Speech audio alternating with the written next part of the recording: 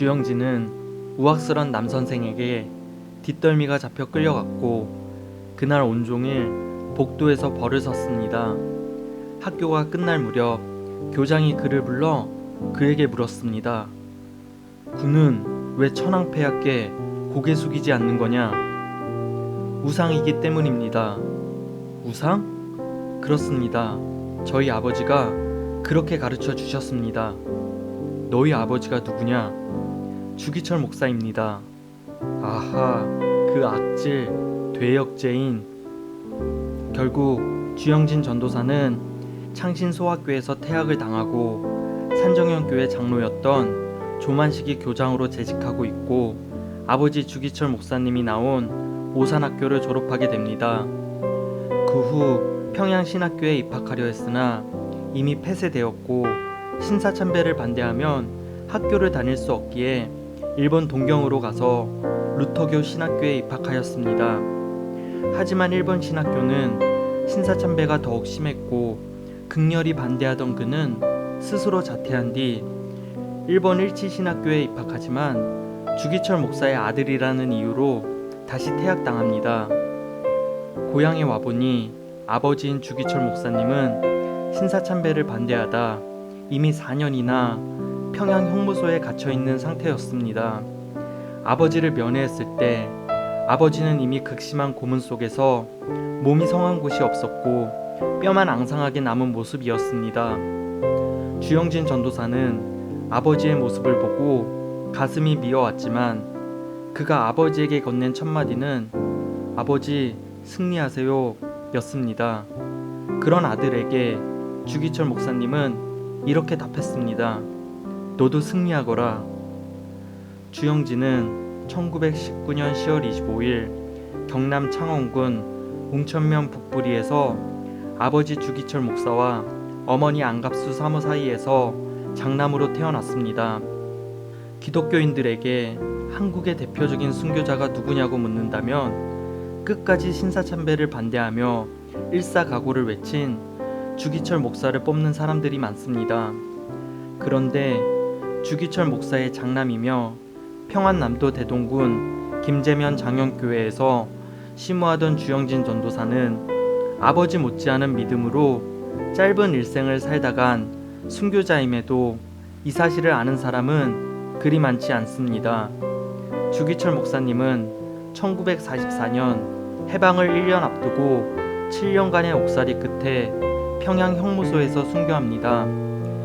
주영진 전도사도 요주의 인물이었기에 어촌어장 일들과 막노동을 하며 몸을 피해 숨어 지내다가 8.15 해방 직후 한상동 목사가 산정현 교회를 돌볼 때 전도사로서 이를 도왔으며 1946년 새어머니인 오종모 사모의 중매로 평양고등 성경학교를 졸업한 뒤 평양기독병원 간호사로 근무하던 김덕성과 결혼을 했습니다.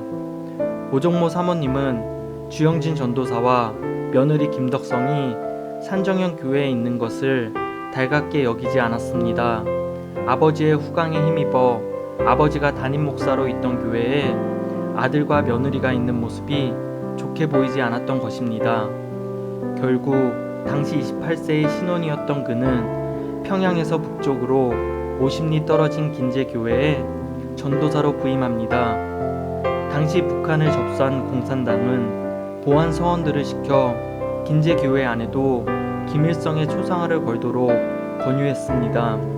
주영진 전도사에게 타협이란 있을 수 없었고 이 말을 들을 리 없는 주영진 전도사는 방문한 보안 서원을 오히려 혼쭐을 내서 돌려보냈다고 합니다. 얼마 있지 않아 그는 형사들에 의해 체포되었고 놀란 주영진의 사모 김덕성은 이 사실을 당시 병원에 입원 중이던 시어머니 오종모 사모에게 알리자 오종모 사모는 이렇게 말했다고 합니다. 하나님 감사합니다. 당신이 사랑하시는 주기철 목사를 순교의 제물로 받으시더니 이제는 그 아들까지 허락하시려고 합니까? 한없는 영광을 하나님께 드립니다. 다만 아들에게 어떠한 환경에도 변치 않는 담대한 믿음을 주옵소서 라고 기도를 올렸습니다. 종교의 자유가 있다고 선전하는 공산당이 목사를 잡아갔다며 여론이 좋지 않았기에 공산당이 협조할 것을 강요받으며 뼈가 으스러지는 고문을 당하던 주영진 전도사는 결국 30일 만에 풀려났습니다. 1946년 11월 3일은 인민공화국 위헌 선거일이었습니다.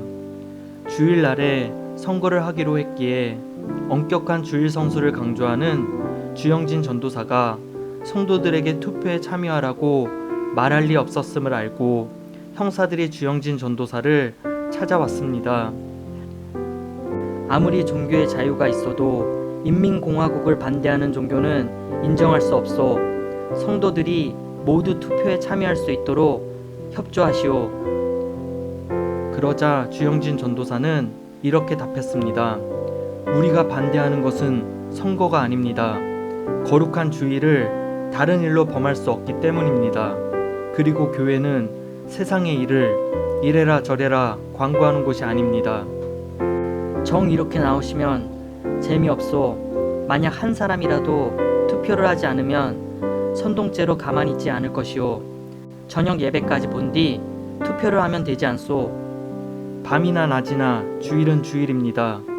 화가 잔뜩 난 형사는 이때부터 긴제교회를 예의주시했고 주영진 전도사가 긴제교회에서 장형교회로 목회지를 옮겨가서도 주영진 전도사에게 불순군자란 딱지를 붙여 놓았습니다. 이후에도 주영진 전도사는 기독교 연맹에 참여할 것을 권유받았습니다. 강양욱 위원장이 집까지 찾아와 부탁했으나 교회가 정치와 관계하는 것은 하나님의 뜻이 아니라며 단번에 거절했다고 합니다. 그런데도 주영진 전도사가 6.25 직전까지 큰 화를 입지 않은 것은 김일성 정권은 항일투쟁에 앞장선 애국자를 크게 높이는 작업에 들어가 주기철 목사가 일본에 항거한 애국자임을 강조했기 때문입니다. 김일성 장군은 오종모 사모가 죽기 직전 장교 2명을 그녀에게 보내 상자 2개를 전달했다고 합니다. 상자 안에는 지폐가 가득했는데 논반 문서와 적상가옥 문서도 있었다고 합니다. 오종모 사모는 주기철 목사가 후세에 이런 선물을 받으려고 순교한 게 아니기에 뜻은 받지만 물건은 받을 수 없다 라며 그들을 돌려보냈고 오종모 사모는 1947년 하늘나라로 떠났습니다. 그리고 얼마 후 80이 넘으신 할머니를 모시고 있던 주영진 전도사님은 그의 동생이 찾아와 공산주의가 기독교 교리에 어긋난다며 할머니를 데리고 가족 모두가 월남을 하자고 제안합니다. 하지만 주영진 전도사는 주저없이 동생에게 이렇게 말했습니다. 남한에는 양떼들이 많지 않느냐? 다 평양을 떠나면 누가 아버님이 순교하신 이곳을 지키겠냐? 가라, 난 여기서 교회를 지키겠다. 주영진 전도사의 동생은 울먹이는 할머니에게 방학 때 찾아올게요 라는 지키지 못할 약속을 남긴 채 버스에 올라탔고 그것이 가족과의 마지막이었습니다. 그렇게 시간이 흘러 1950년 6월 24일 북한 공산당은 그동안 당의 비협조적인 인사들을 모조리 체포하는 일체 건거령을 내렸고 남침에 앞서 남한에 협조적일 수 있는 인물들을 숙청하기 시작하였습니다. 당연히 주영진 전도사도 이 대상에 포함되어 있었습니다. 당시 주영진 전도사는 신의주 지역을 돌며 초교파적인 부흥회를 인도하고 있었고 당시 담임으로 있었던 장영교회 성도들로부터 피난을 떠날 것을 권유받았지만 나만 살겠다고 도망가진 않겠습니다. 생사는 주님이 주관하십니다. 다음 주엔 순교하신 방대성 목사님이 심호하시던 평양 산정현 교회에 가서 예배를 인도해야 합니다. 라고 말했습니다. 그리고 한 주가 흘러 주영진 전도사님은 예정대로 평양 산정현 교회에서 저녁 예배를 인도하셨고 마지막 설교가 끝나기 무섭게 2명의 공산당 형사들에게 잡혀갔습니다. 그리고 그는 고문과 고된 매질 끝에 생매장을 당합니다. 아버지 주기철 목사님의 대를 이어 순교를 한 것이지요. 주기철 목사님이 해방 전 1944년도에 순교하셨으니 약 6년 만에 주기철 목사님의 장남이 또 이어서 순교를 한 것입니다. 당시 주영진 전도사의 사모 김덕성은 며칠 동안 남편의 시체를 찾다가 결국 못 찾고 자녀와 피난을 내려오다 아흔이 넘은 조모가 힘들어하자 중간에 포기하고 다시 북으로 돌아갔다고 합니다. 할머니는 김덕성 사모에게 자신을 놔두고 가라고 했지만 김덕성 사모는 그럴 수가 없었습니다.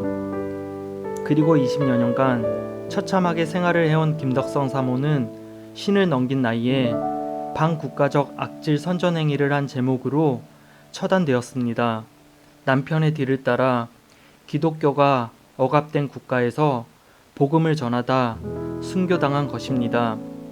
그리고 현재 57세가 된 주영진 전도사의 딸 주수연은 평양에서 추방당하고 한경북도 험준한 산골짜기에 유배당하여 노동을 하며 2살 밑인 여동생과 함께 살고 있다고 합니다.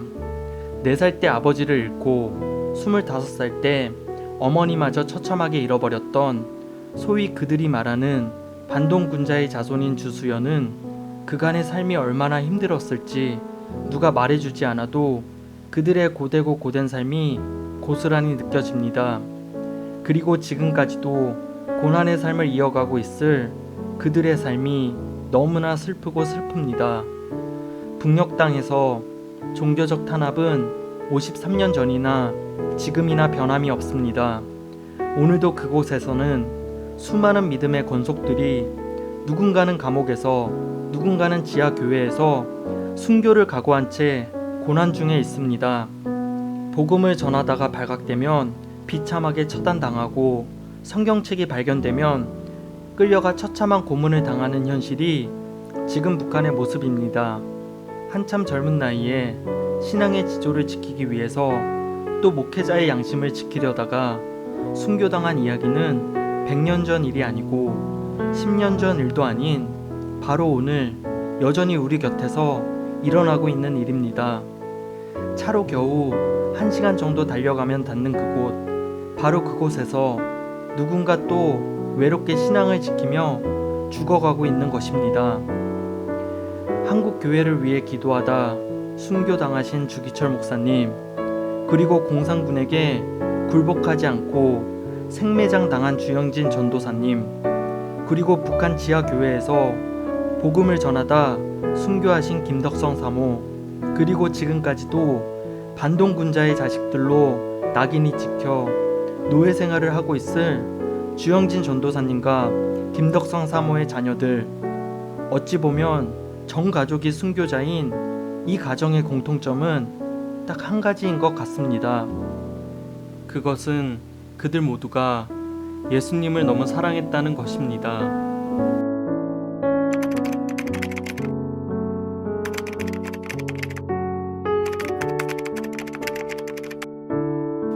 오늘 이야기는 여기까지입니다.